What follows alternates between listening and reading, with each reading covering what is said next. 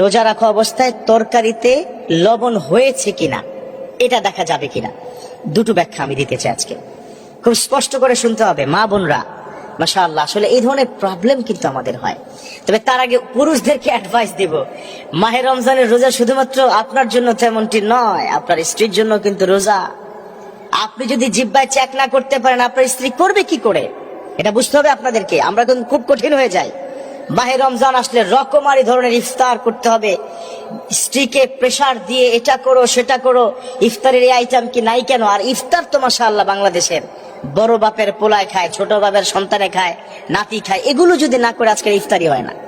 রকমারি খাবারের নাম কিন্তু ইফতারি নয়। আমার বিশ্বনবী কি বলে দিয়েছেন খুব স্পষ্ট কথা, মান ফাত্তারা সাইবান খুবজান লাবানান মাআন, যে ব্যক্তি রমজানের এই মাসে কোন একজন ইফতারকারীকে, রোজাদারকে ইফতার করায় একটা খেজুর দিয়ে, একটুখানি দুধ, এক ঢোক দুধ দিয়ে অথবা এক ঢোক পানি দিয়ে, সমপরিমাণ সওয়াব আল্লাহ পাক ওই ব্যক্তির আমল নামায় দিবে যিনি তাকে খাওয়াবেন। সুবহানাল্লাহ, কত চমৎকার বিধান। আর সেই মুহূর্তে আপনি আপনার স্ত্রীকে দেয় লবণ হয়নি কেন, এই এটা এমন হয়েছে কেন, খেয়াল করবেন না। এবার আসুন বিধানটা শুনে নেই।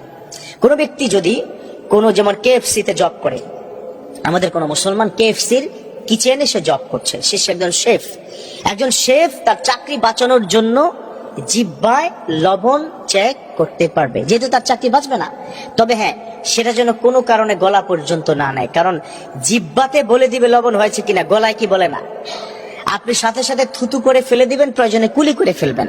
এটা যারা শেফ আছেন, যারা চাকরি করছেন তাদের জন্য, না হয় এখানে শত শত মানুষের রান্নায় ঝামেলা হবে, তাদের রান্নায় কোনো ধরনের অসুবিধার কারণে আপনি চাকরি হারা হতে পারেন। এরকম কোনো আশঙ্কা বা ভয় থাকলে ডেফিনেটলি আপনি জিহ্বার টেস্টটা করতে পারবেন। এবার আসুন, কোন বোন বা তার স্বামী যদি এরকম করে, আচ্ছা না, অনেক পুরুষরা ছাড় দিতে চায় না, এমন মানে কি বলবো, আসলে বলতে হচ্ছে শব্দটা, কুলাঙ্গার অনেক পুরুষ আছে যে খাবার পর্যন্ত ছুঁড়ে ফেলে দেয়। হাউ ডেয়ার ইউ ম্যান, আল্লাহর নিয়ামত তুমি ছুঁড়ে ফেলছো, কার নিয়ামত তুমি ভক্ষণ করছো, কে দিয়েছে তোমাকে? ইন্নাল্লাহা ইয়ারযুকু মান ইয়াশাউ বিগাইরি হিসাব, আল্লাহ পাক যাকে খুশি তাকে যখন খুশি তখন কি রিজিক দিবেন, আবার রিজিক থেকে বিরত কি রাখতে পারেন।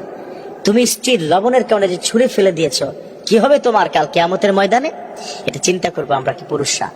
আর যদি মা অথবা বোন, আপনাদেরকে বলছি, যদি এরকম হয় একটু কঠিন আপনার স্বামী হয়, তাহলে অবশ্যই আপনিও লবণ চেক করতে পারবেন, ঝাল চেক করতে পারবেন। তবে ডেফিনেটলি আপনি কুলি করে ফেলে দিবেন, গলার এই পর্যন্ত যেন না যায়। আল্লাহ পাক আমাদের পুরুষদেরকে অন্তত এইটুক